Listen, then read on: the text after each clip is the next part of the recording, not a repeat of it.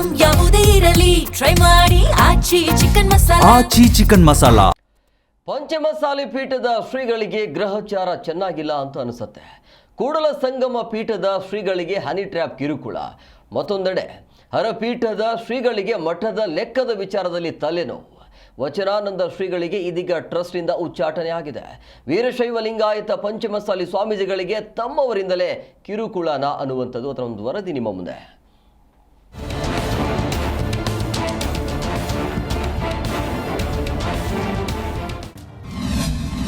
ವಚನಾನಂದ ಶ್ರೀಮಠದಿಂದ ಉಚ್ಚಾಟನೆ. ಸಭೆಯಲ್ಲಿ 12 ಧರ್ಮದರ್ಶಿಗಳಿಂದ ನಿರ್ಧಾರ. ದಾವಣಗೆರೆ ಜಿಲ್ಲೆ ಹರಿಹರ ತಾಲೂಕು ವೀರಶೈವ ಲಿಂಗಾಯತ ಪಂಚಮಸಾಲಿ ಪೀಠದಿಂದ ಹೈ ಡ್ರಾಮಾವೇ ನಡೆಯಿತು.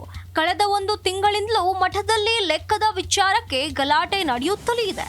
ಆಡಳಿತ ಮಂಡಳಿ ಮತ್ತು ಧರ್ಮದರ್ಶಿ ಟ್ರಸ್ಟ್ ನಡುವೆ ವೈಮನಸ್ಸು ಇದೀಗ ಬೀದಿಗೆ ಬಿದ್ದಿದೆ. ಆಡಳಿತಾಧಿಕಾರಿ ಡಾಕ್ಟರ್ ರಾಜ್ಕುಮಾರ್ ಅವರ ಬಣ ಧರ್ಮದರ್ಶಿ ಮಂಡಳಿಗೆ ಲೆಕ್ಕ ನೀಡಬೇಕೆಂದು ಒತ್ತಾಯ ಮಾಡಿತು.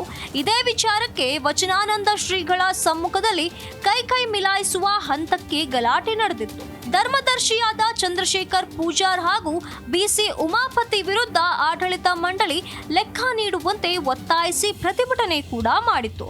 ಆದರೆ ಟ್ರಸ್ಟ್ನವರು ಯಾವುದೇ ಲೆಕ್ಕ ನೀಡಿರಲಿಲ್ಲ. ಇದರ ಪರಿಣಾಮವಾಗಿ ಮಾಜಿ ಶಾಸಕ ಎಚ್.ಎಸ್. ಶಿವಶಂಕರ್ ನೇತೃತ್ವದಲ್ಲಿ ಸಭೆ ನಡೆಸಲು ತೀರ್ಮಾನ ಮಾಡಲಾಗಿತ್ತು. ಆದರೆ ಶಿವಶಂಕರ್ ಬಣವನ್ನ ಮಠದ ಒಳಗಡೆ ಬಿಡದಂತೆ ಹೊರಗಡೆಯೇ ನಿರ್ಬಂಧ ಹೇರಿ ತಡೆಯಲಾಯಿತು. ಈ ಮಧ್ಯೆ 12 ಧರ್ಮದರ್ಶಿಗಳು ಸೇರಿ ಮಠದಲ್ಲಿ ಸಭೆ ನಡೆಸಿದ್ದು, ಈ ಸಭೆಯಲ್ಲಿ ವಚನಾನಂದ ಸ್ವಾಮೀಜಿಯನ್ನ ಉಚ್ಚಾಟನೆ ಮಾಡಲು ನಿರ್ಧಾರ ಮಾಡಿದೆ.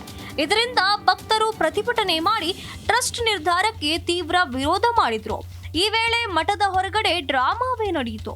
ಪ್ರತಿಭಟನೆ ನಿಯಂತ್ರಣಕ್ಕೆ ಪೊಲೀಸರು ಹಲವರನ್ನ ಬಂಧಿಸಿದ್ರು. ಈ ವೇಳೆ ಭಕ್ತರು ಮಠದ ಟ್ರಸ್ಟ್ ವಿರುದ್ಧ ತೀವ್ರ ಆಕ್ರೋಶ ವ್ಯಕ್ತಪಡಿಸಿದ್ರು. ಮಠದಲ್ಲಿ ಅವ್ಯವಹಾರ ನಡೆಯುತ್ತಿದೆ, ಟ್ರಸ್ಟ್ನವರು ಸೇರಿಕೊಂಡು ಮಠದಲ್ಲಿ ಭ್ರಷ್ಟಾಚಾರ ಮಾಡುತ್ತಿದ್ದಾರೆ ಎಂದು ಮಾಜಿ ಮೇಯರ್ ಅಜಯ್ ಕುಮಾರ್ ಆರೋಪಿಸಿದ್ರು. ಗನ್ನನ್ನ AK-47 ಬಂದೂಕನ್ನ ಹಿಡ್ಕೊಂಡ್ ಬಂದಿಲ್ಲಲ್ಲ, ಅಥವಾ ಏನು ಹಿಂದೆ ತಲವಾರು ಮಚ್ಚು ಕೊಡ್ಲಿಯನ್ನು ಹಿಡ್ಕೊಂಡು ಬಂದಿಲ್ಲಲ್ಲ. ನಮ್ಮ ಸಮಾಜದ ಒಳಗೆ ಪ್ರವೇಶ ಮಾಡಲಿಕ್ಕೆ ಆರಕ್ಷಕರು ನಮಗೆ ತಡೆ ಹಿಡಿತಿದ್ದಾರೆ ಅಂತಂದ್ರೆ ಅವರು ಯಾವ ಬಲವಂತಕ್ಕೆ ನಮ್ಮನ್ನು ನಿಲ್ಲಿಸ್ತಾ ಇದ್ದಾರೆ, ಯಾವ ಒತ್ತಡಕ್ಕೆ ಮಣದಿದ್ದಾರೆ ಅವರು. ಆರಕ್ಷಕರು ನಮಗೆ ರಕ್ಷಣೆ ಕೊಡ್ಬೇಕು. ನಾವು ನಮ್ಮ ಮಠಕ್ಕೆ ಹೋಗ್ತಾ ಇದೀವಿ, ನಮ್ಮ ಮಠಕ್ಕೆ ಹೋಗೋಂಥ ಸಂದರ್ಭದಲ್ಲಿ ಯಾಕಪ್ಪ ತಡೀಬೇಕು? ಇಲ್ಲೇನು ಬಂದಿದ್ದೀವಲ್ಲ ನಾವೆಲ್ಲ ಸಮಾಜ ಬಾಂಧವರು, ಇವರೆಲ್ಲ ಬೆವರಿನ ಹನಿ 1 ರೂಪಾಯಿನೂ ಕೂಡಿಟ್ಟು ಇವತ್ತು ಇಂತಹ ದೊಡ್ಡ ಮಠವನ್ನ ಕಟ್ಟಿರ್ತಕ್ಕಂಥದ್ದು. ಹೊರಗಡೆ ಪ್ರತಿಭಟನೆ ಮಾಡುತ್ತಿದ್ರೆ ಅತ್ತ ಮಠದ ಒಳಗಡೆ ಟ್ರಸ್ಟ್ನವರು ಸಭೆ ಮಾಡಿದ್ದಾರೆ. ಸಭೆಯಲ್ಲಿ ವಚನಾನಂದ ಶ್ರೀಗಳೇ ಇದಕ್ಕೆಲ್ಲ ಕಾರಣ ಎಂದು ಆರೋಪಿಸಿದ್ದಾರೆ ಎನ್ನಲಾಗಿದೆ. ಇನ್ನು ವಚನಾನಂದ ಸ್ವಾಮೀಜಿಯನ್ನ ಉಚ್ಚಾಟನೆ ಮಾಡಲು ಟ್ರಸ್ಟ್ ನಿರ್ಧಾರ ಮಾಡಿದೆ ಎನ್ನಲಾಗಿದೆ. ಈ ಕುರಿತು ಅಧಿಕೃತ ಆದೇಶ ಹೊರಡಿಸುವುದು ಬಾಕಿ ಇದೆ. ಇವತ್ತು 13 ಏಪ್ರಿಲ್ ಬೆಳಗ್ಗೆ 11:30 ಗಂಟೆಗೆ ಶ್ರೀಪೀಠದಲ್ಲಿ ನಾವು ಟ್ರಸ್ಟ್ ಮತ್ತು ರಾಜ್ಯ ಸಮಿತಿಯ ಆಹ್ವಾನಿತ ಸದಸ್ಯರು ಹಾಗೂ ಆಹ್ವಾನಿತ ಸದಸ್ಯರು ಜೊತೆಗೆ ಇವತ್ತು ಸುದೀರ್ಘವಾಗಿ ಚರ್ಚೆ ಮಾಡಿಬಿಟ್ಟು ನಿರ್ಣಯ ಕೈಗೊಂಡಿದ್ದೇವೆ. ಬಹುಮತದ ನಿರ್ಣಯ. 15 ಜನ ಟ್ರಸ್ಟಿಗಳು, ಇದರಲ್ಲಿ 13 ಜನ ಉಪಸ್ಥಿತರಿದ್ದರು.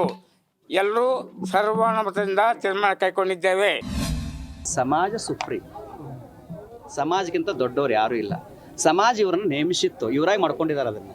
ಮತ್ತು ಪೀಠ ಆರಂಭವಾಗಿರೋದು ಫೆಬ್ರವರಿ 17-18, 2008.